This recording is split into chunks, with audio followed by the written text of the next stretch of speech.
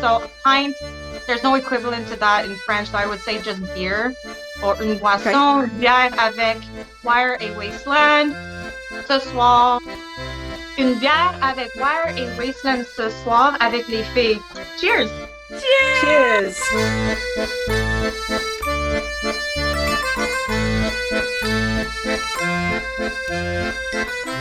Girl, how you doing? You can see your cat in the background. Oh Oh, yeah, you'll Just see see your them. cat. It's prime time Oh. now, so you're gonna see some action. Is that your little kind of studio-ish area where you kind of It's write? our main floor. We just live in an apartment, so everything is in this one floor. Right now, I'm on my kitchen table. That's my partner, my boyfriend. That's his desk. Students have been closed with the pandemic. I have an elliptical machine right in the middle, and it's a mess, but you know, does the job. It looks cool. It looks like a nice, cool space. I totally Yeah. relate to the elliptical too. I've had to do the same thing. Now I've got a rowing machine and an elliptical machine sitting in my living room. It's really, really hideously ugly, but you know, it's better than. It's well needed though. Like we need it. We've got the awesome Melotika here with us today. We're having a little chat and a pint with this wonderful woman. I have to say, girls, this is a historic moment for me. I've probably done about 17 interviews in the last 6 years. And one of them, there was a female co-host. I'm so excited about this. I think it's the first time I'm actually being interviewed and getting to do a podcast and live stream with other women. Usually it's all been men in the industry and other musicians that are men that are curious about the melodic adventure. So this is very historical for me as well. Girl, congratulations on that new music video. Oh my effing God. Don't let me now. Nothing starts to people running through as a passion. No familiar face can comfort this obsession. No empathy for the one I call my own. Now I'm stuck in this place all alone. You wanted more, so I gave you more. I seriously sat there the whole thing and was like, I wonder how difficult this was to record. I mean, because you're in like busy city streets and stuff. I just decided to buy my own camera and my boyfriend filmed that video and I edited the video and we just winged it in the streets of Montreal. I'm always blown to smithereens by how versatile you are. You know, you start to listen to an artist and you start to get a feel for them. With you, you're so versatile. I know you kind of always keep in the same like arena of pop, kind of somewhere in the core. But I'm like, when's the first time that I discovered her? And it was Joyride. That's the first song of yours that I heard. And that's the first video of yours that I heard. And I'm like, she is just fierce. Your voice is so incredible. We're hundreds by Savior now, and everyone else combined like a stone off the wall. In my flesh, sweet divine, feel another good vibration. So we all have completely different ways of approaching songwriting. You know, it's like kind of a very personal thing, songwriting. What is your process when you sit down to write a song? So my process is always different. Like I don't have a go-to process. I really, even in my younger years, like as a kid and teenager, I actually struggled with learning how to play an instrument properly. I tried to play drums because my father is a drummer. It was sort of, I call it, I have musical ADD. It's sort of like this. There's a band performing in my head. The vision is always like playing in my mind, but I'm not physically able to perform the, I guess, maybe chords or guitar riffs that are like, you know, I'm not able to perform the instruments. I'm only able to do it vocally. So I really have to be, I guess, sort of close to the producer I'm working with because I always fear judgment because I'm not the greatest at playing instruments. Sometimes I'm just humming to them my ideas and it's very weird. It's a very quirky approach of songwriting. And we just start from there. We'll go through together all the poems I've written, the melodies and hooks I've written. I have endless songs that I've written and we just kind of go with the flow and we just start with the words and like the melodies I create and we just create our own band together, myself and a producer on whatever project we decide to do. You know, being on the other side as a producer, it also really helps me to be close to the person that I'm working with. You have to kind of learn the language that the other artist is speaking. So the music industry is always evolving, but due to the pandemic, we've seen a big shift away from live performance. In your opinion, what are some of the pros and cons to this change? I think the pros are that right now everyone is at home and everyone is seeking, entertainment. And they're sort of like the non-music makers, like the fans of music, the music lovers, the real deal, the real people. They're living vicariously through what we do right now because they need that in their lives. So for us as independent artists, or even artists who are signed to indie labels, we really have a huge advantage of really seeking a fan base, because right now there's no global world tours, taking over the spotlight. So right now, all the artists in the music industry, we're all on the same level, the same playing field. So the battlefield is like, we're all there at the same place right now, fighting for the same spotlight. Really like your eagle thing that you've got on, like, is it a necklace? God, it's beautiful. Oh my God, it's stunning. It is Is it brass? Is it brass? It's weird fake material. It was cheap. This thing was like $5 Canadian. Oh, it's gorgeous. You could have said it's so expensive. It's really nice. It's lovely. I thought it was part of your t-shirt, and I thought that's really an interesting t-shirt that she's got on there. And then it's like, it's it's a necklace. Yeah, it's gorgeous. It's really nice chatting with you ladies already. It's sort of like debriefing from, how hard it is just putting our music out there. You should do your own thing and be unique. You don't want to be a clone. I was on Reddit last night.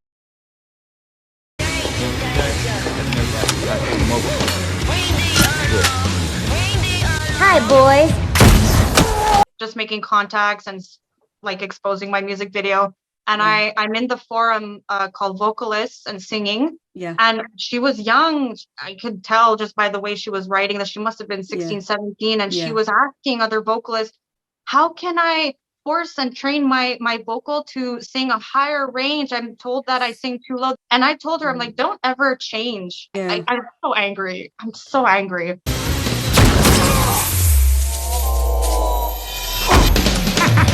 Live performance is like where your heart is, right? Your heart and soul. Like, you want to be performing live. You want people to be able to feel that energy. You want to be able to feel their energy. It's such a shared experience when you go to a live show. But I mean, I've been watching your reaction videos.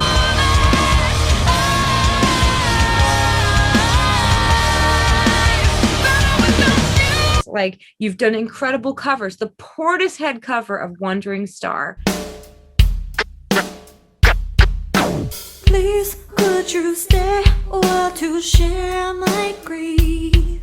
It's such a lovely day to have to always feel this way. And the time that I'll suffer late. Incredible covers I've ever heard. I love the way that you did it. You did it completely your way. Obviously, you have been always using your creativity. I always say that this pandemic for me personally was a blessing in disguise. The last 6 years when I was really starting to do music seriously, I was living in Toronto, and it's a very, very, very, and I say very, very, very expensive place to live. It's almost like it doesn't even make sense. My boyfriend and I were counting pennies to make ends meet when we were there. And we were working shady day jobs. Sometimes like he had 2 jobs. At one point I had 2 jobs. I was a counselor in a rehab and working at a cafe. Just like wild. I feel like when this pandemic happened and we were forced to go home and I got laid off work, I was like, legs up, I'm writing an album. I'm like, now I'm ready to go. I'm going to hash out these songs with my producer. And like, I'm just feeling it. I have no excuses. It's now or never. And I was going back and forth from here to Toronto to record at the studio that I like to go to over there. And yeah, it kind of just happened. There was nothing else to do but to be in my own space and to be creative and to kind of find my own niche online, explore the internet and start talking to people. I used to not have time for that. And now I do. Tell us some of your favorite experiences performing live, and what are some of your craziest moments that you've that you've experienced during a live performance? That's the funniest moment. And it was the biggest venue I've ever performed in too. There was this festival called Raw Artists, and on the floor they had like little gazebos and a gallery filled with painters and visual artists, and then a stage for all like the performing artists, like singers and dancers and models. And so I was one of the acts that were opening up the event. And they said, this is a big stage, so you're really going to want to use our XLR cable. I was being mansplained, by the way. There is nothing more that a woman loves to hear than how pretty she is. If you want or keep it, it's great. So I was being told to use a different mic cable because I have my own microphone and my own vocal pedal. I like to control my settings on stage. And I was like, okay, I'll use your XLR cable with my microphone since it's a really big stage, because mine I wouldn't have been able to run around, walk around, dance around. So I'm like, okay. And then during the performance, the freaking cable would keep flying off my mic, like fly off the microphone. And I look like a big, loser right now. And I'm like, oh my God. So my brain just was like, just lip sync, just like do a little dance. And I would like bend down and like shake my booty. Is it worth it? Let me work it. I put my thing down, flip it and reverse it. Pick up the cable, put it back in the microphone and keep doing it. I swear that went on like 5 times during the show. And I was like, this is why I like to use my equipment. I literally in my entire life, I've only done about 15 live shows, but every single time, oh my God, the guy that's running the board. It was so memorable because my friends who came to the show and they've seen most of my shows in Toronto, they knew that something was off and it didn't have to do with me. They called it. They're like, okay, this is not her fault. Poor Melotika. But I was just like, the show must go on. The show must go on.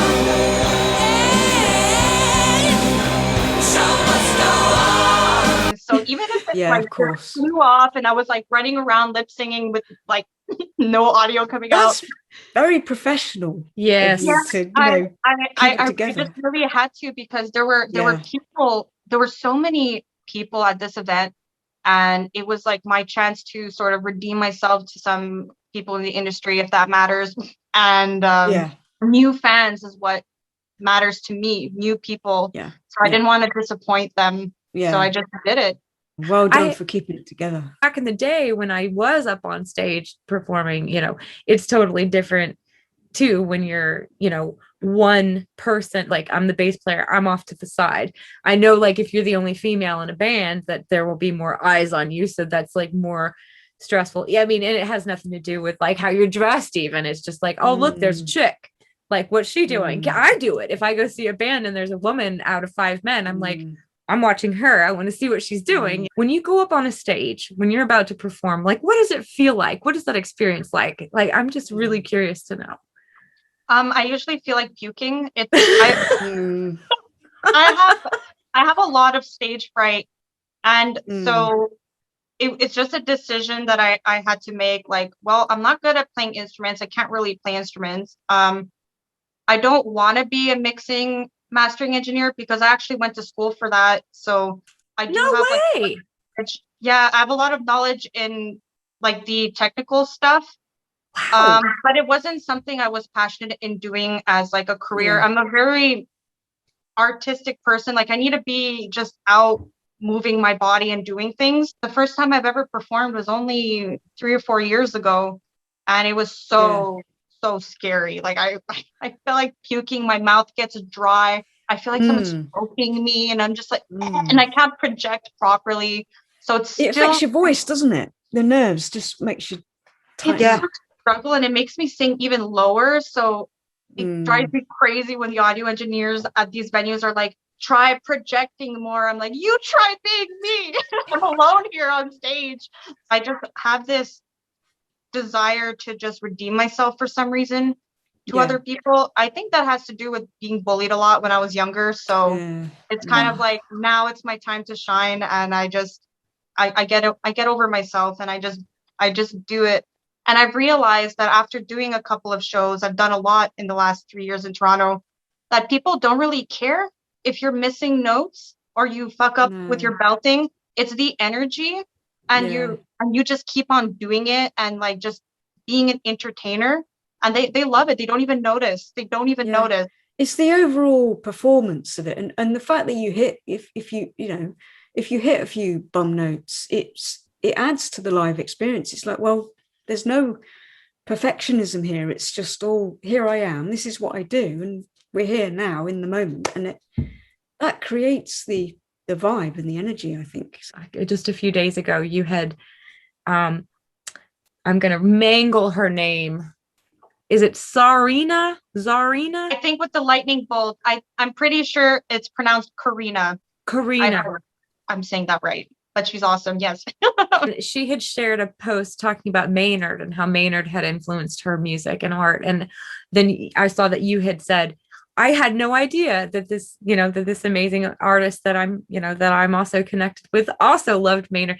He's been just a constant in my life, in a daily rotation in my music, whether it's Tool, Perfect Circle. Tool has been my favorite band since 2009. I read his book, A Perfect Union of Contrary Things, and I just can't believe like how similar him and I are. Like, he's me, just the way he thinks and the way he just does whatever he wants. Like, he's just me. I enjoy writing music. I enjoy performing songs, writing songs, just in general, doing. And I'm always going to be doing. Whether I'm relevant or not, I think is irrelevant. He focuses on everything is about his voice and his songwriting. And I can feel like now I can finally relate to someone, because I'm not good at anything else other than singing and songwriting and directing like a whole music project. And he does the same. I mean, I really hope I can meet him one day. I hope he sees this video. Maynard, please reach out to us. We think you're awesome. I like Tool as well. I mean, I'm not familiar with lots of rock music, but it's something I've kind of grown to appreciate over the last maybe 5 years or so. I started listening to more rock stuff, and Tool was one of the things that it was an instant like. Maynard's voice is amazing. He's on his own level. Both of you, you're just very unique. That's the way I look at you. When I listen to both of your music, so you. Pink Logic, Melotika, you both have your sound. Like, you stay true to you. I mean, you could be pulling from like 1,000 different things that you've heard throughout your life, but you're both so unique. I love that so much. Like, that's what creativity is all about. So Miss Mel, you're going to be releasing a collection of singles this year leading up to an album. Yeah.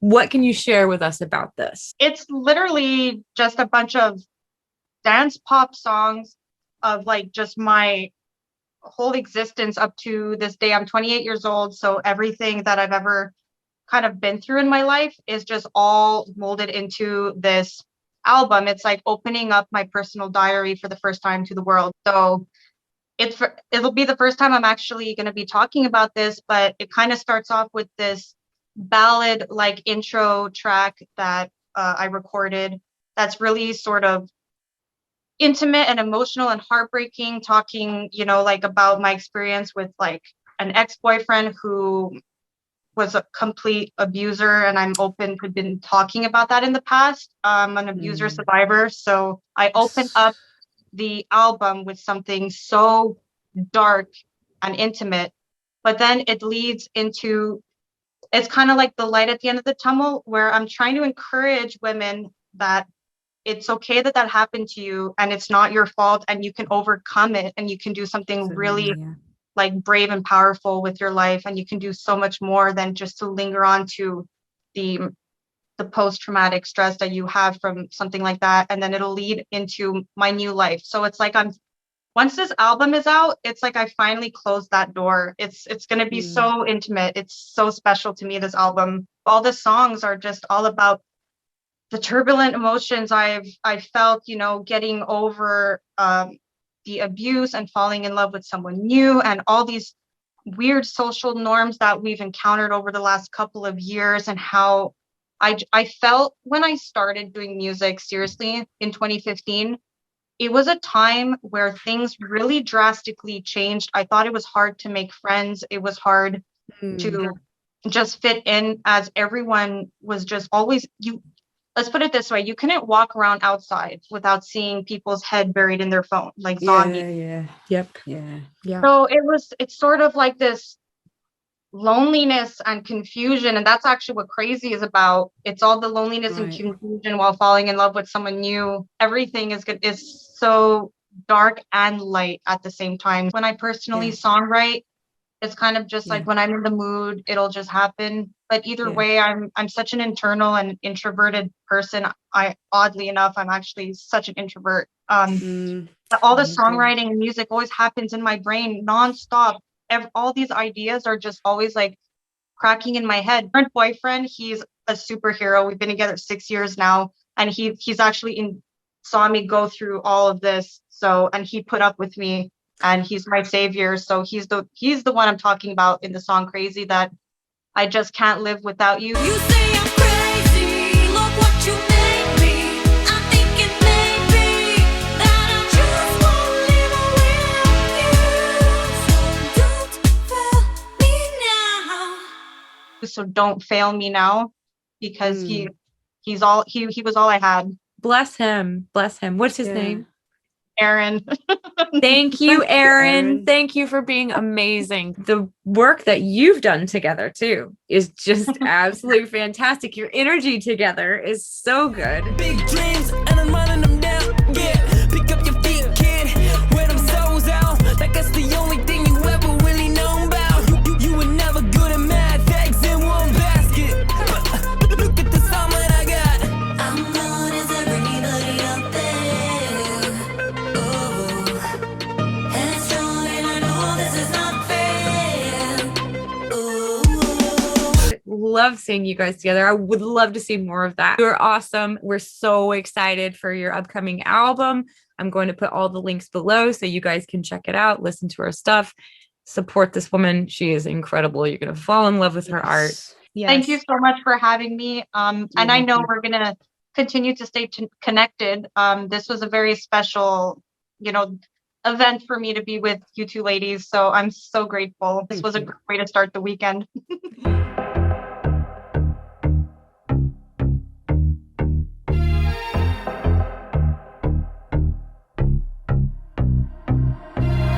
Quit calling with my makeup falling, and I wonder why you're not alone.